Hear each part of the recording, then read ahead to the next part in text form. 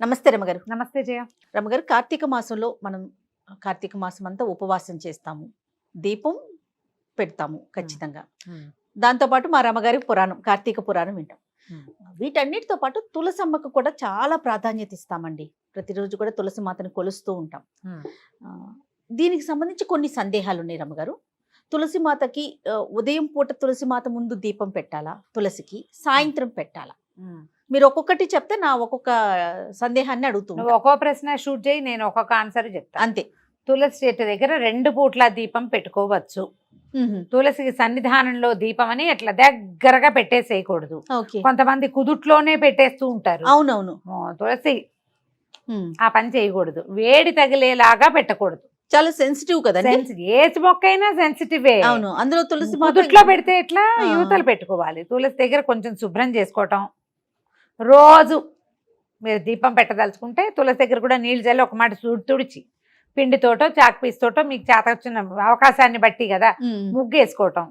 తులసి కుండీకో లేకపోతే కోటకో ఒక చిటికెడు పసుపు రాసి బొట్టు పెట్టడం, ఓ దీపం వెలిగించటం, దీపం పెట్టుకోవటము. అక్కడి నుంచి ఒక అగరబత్తి చూపించటము నిత్యము చేయొచ్చు. అగరబత్తి చూపించము, మేము అదేం చేయమండి, మాకు అన్ని రెడీగా ఉన్నాయి. అన్నయ్య అంటే పెయింట్ చేసి ఉన్న తులసి ఉంది అంటే తుడుచుకోవాలిగా, తుడిపో ఏదో ఒకటి చేయాలి.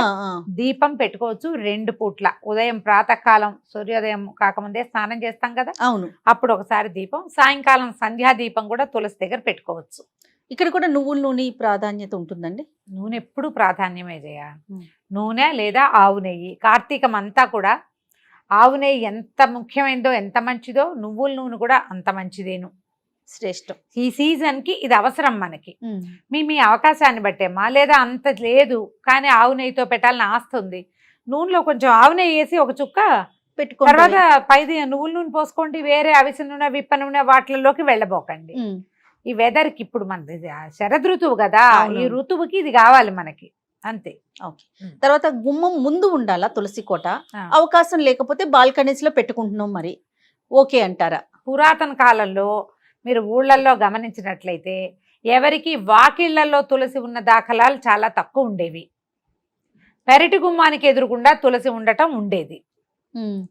మనం క్రమంగా సినిమాలలో, టీవీలలో, షోస్లో, హిందీ సీరియల్స్లో చూసి ఆంగణమే తులసి అని, వాకిట్లోనే తులసి ఉండాలని, తులసి కోటలని పెట్టుకుంటున్నాము.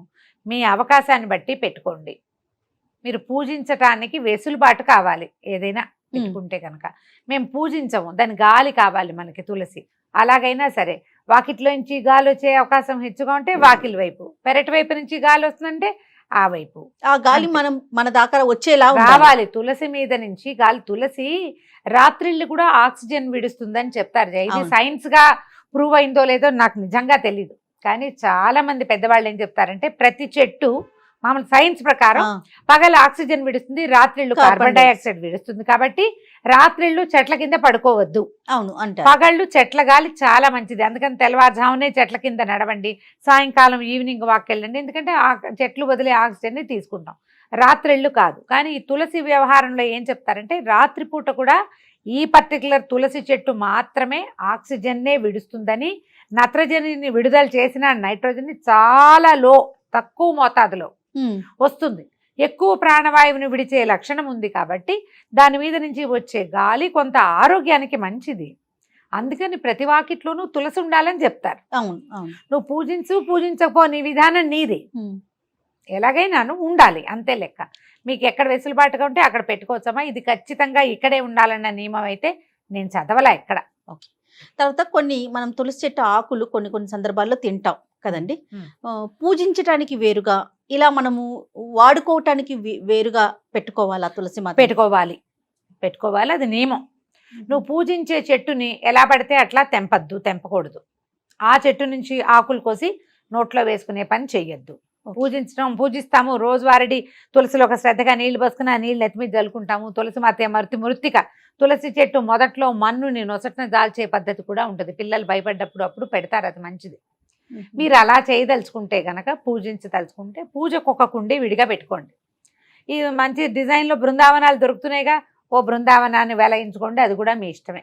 అందులో 2-3 మొక్కలు ఉంచుకోండి.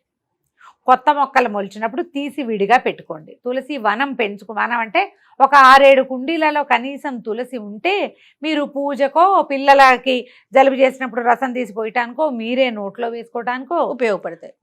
కావాలనుకుంటే అది వాడుకోవచ్చు. పూజకి పెట్టుకునే చెట్టుని చక్కగా మట్టసంగా పెంచుకుంటే బాగుంటుంది, మంచిది.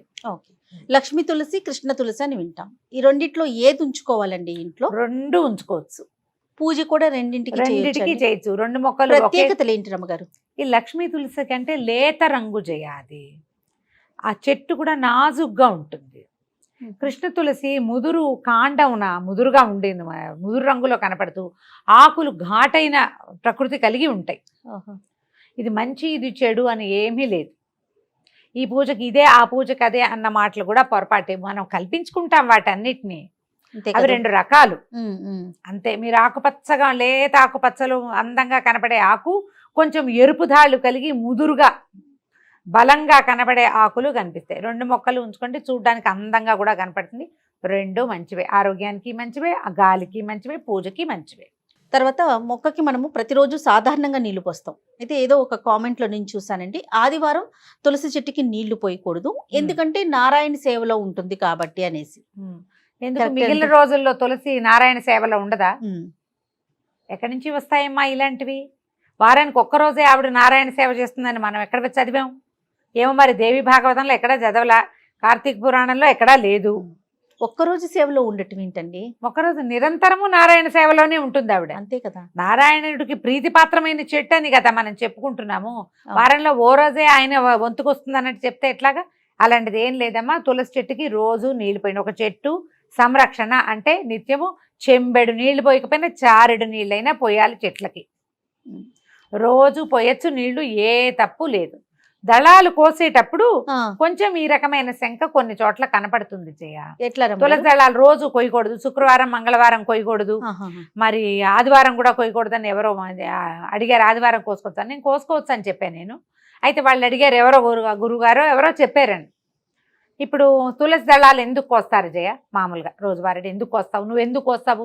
ఏదైనా నోట్లో వేసుకోవడానికి? అంతే. నేను కోస్తాను తులసి దళం.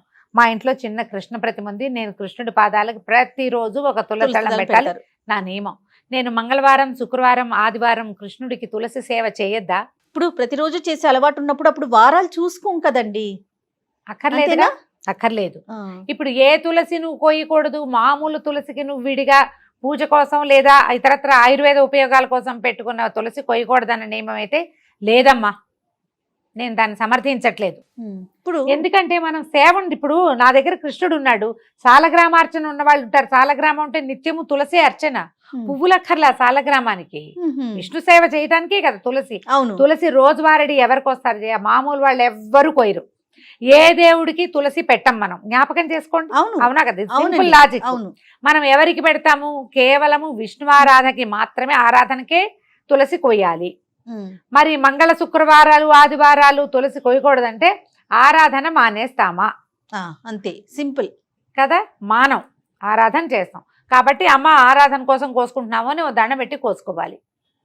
అయినా పూజకి వేరు, మనం ఇతరితర కార్యక్రమాలకి వేరుగా పెట్టుకుందాం అనుకున్నప్పుడు ఇంకా ఈ రోజులు లెక్క అవసరమే లేదు. విష్ణుఆరాధనకి నిస్సంకగా తులసిని కోసుకోవచ్చు. అయితే రాత్రిళ్ళు కోయొద్దని మాత్రం ఖచ్చితంగా చెప్తారు. రాత్రిళ్ళు తులసి కాదు, నువ్వు ఏ చెట్టు నుంచి ఏమీ కోయకూడదు. చెట్లు రెస్ట్ లో ఉంటాయి. వాటి నుంచి కార్బన్ డైఆక్సైడ్ రిలీజ్ అవుతూ ఉంటుంది, వాటి దగ్గరికి వెళ్ళకూడదు.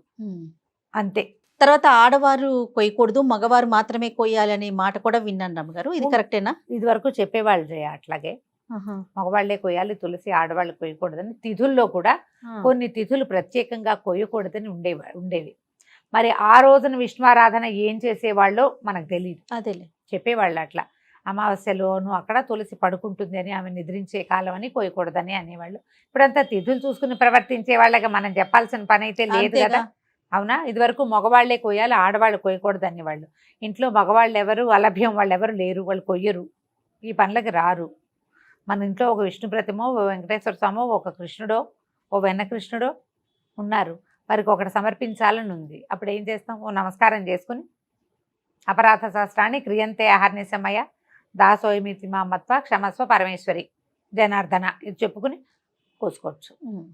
అపరాధం చెప్పుకుని కోసుకోవచ్చు. మనం అర్చనకి కోసేటప్పుడు అంత భావించక్కర్లేదేమోనని నేను అనుకుంటాను. మరి ఏదైనా సులభతరం చేసుకోమంటారు కదా రమ్మ ఇప్పుడు గారు? కాంప్లికేటెడ్ గా చేసుకోవద్దు, ఆ, కాంప్లికేటెడ్ గా చేసుకోవద్దు. నా వరకు నేను చెప్తున్న ప్రతిరోజు నేను మా ఇంట్లో ఒక వెనకృష్ణుడు, ఒక వేణుగోపాలుడు, ఒక సీతారామ లక్ష్మణ ఆంజనేయ స్వామి సన్నిధి ఒకటి, తర్వాత సాలగ్రామం ఉన్నారు 4 తులసి దళాలు ఎవ్రీడేకి వస్తా జయ. నేను ఇంకక్కడ నేను పూజకి స్వామివారికి సమర్పణకే నేను ఒక్కసారి కూడా తులసి తుంచి నోట్లో వేసుకున్నది నా జీవితంలో లేదు. వేసుకోను నేను. అర్చన అయిపోతుంది కదా, రేపొద్దున నిర్మాల్యం ఉంటుందా, పచ్చగా నవనవలాడుతూ ఉంటాయి. నిర్మాల్యం కళ్ళకద్దుకు నోట్లో వేసుకుంటా. ఇప్పుడు నేను చేసేదే కదా చెప్తున్నా, అంతేగా, నాకేం భయంగా లేదు. దండం పెట్టుకుని అర్చనకి కోసుకుంటున్నాము. వస్తేవ సుతం దేవని చెప్తూ కృష్ణుడికి సమర్పిస్తారు. ఆపదామ భారతారని చెప్తూ రాముడికి సమర్పిస్తారు. అంతే. 4 దళాలు కోస్తాను, ఎవ్రీడే కోస్తాను నేను. మనకు అవకాశం ఇవ్వమ్మా. మనకి ఇంట్లో వాళ్ళు లేరు, వాళ్ళు చెయ్యరు, వాళ్ళు వెళ్ళిపోతారు, మనమే ఉంటాము. ఇప్పుడు సిద్ధాంతం ఒకటి ఉన్నది. పాత రోజుల్లో అలా చేసేవాళ్ళు, కానీ ఇప్పుడు అది సాగటం లేదు. కుదరాలి కదా. ఇప్పుడు మానేసే బదులు అపరాధం ఏదో చెప్పుకుని చేసుకోవచ్చు కదా. అంతేగా చేయొచ్చుగా. నాకు పూజించే తులసి అలా ప్రత్యేకంగా లేదు. అంతా ఒకటే ఉంది. ఒక చెట్టుని ముట్టుకోను అసలు, అది ఉంచుకుంటాను. ఇప్పుడు ఈ కార్తీక మాసంలోనే నేను తులసి దగ్గర దీపం పెట్టుకుంటా. రోజువారీ తులసిలో పెట్టిన మొత్తం అన్ని తులసి చెట్లకి నీళ్ళు పోసేస్తాం ఒకటేసారి. కార్తీకంలోనే తులసిధాత్రి కళ్యాణం చేస్తాము, అవన్నీ చేస్తాం కదా. అందుకని ఒక కుండి, ఆ కుండీలో ఇవి అసలు దళాలు కొయ్యను, అవి కొయ్యకుండా ఉంచుతాం. ఈ రెమ్మలు పెరుగుతాయి కదా బాగా, ఆ పెరిగినప్పుడు మంజరిలు పెరిగిపోతాయి అనే మనం విత్తనాలు వచ్చేవి మంజరి, ఆ మంజరిని విరుస్తాం ఓ నమస్కారం పెట్టుకుని. అంతే. సులభతరం చేసుకోండి అమ్మా. ఈ కాలం మారింది. దీన్ని కాంప్లికేటెడ్గా చేసుకుని ఏవో అక్కర్లేని టెన్షన్లు డెవలప్ చేసుకుని వాటిని మానసిక సమస్యలుగా పరిణమించుకుని చెయ్యొద్దు. రైట్. అంతే. ఓకే రమ్మ గారు.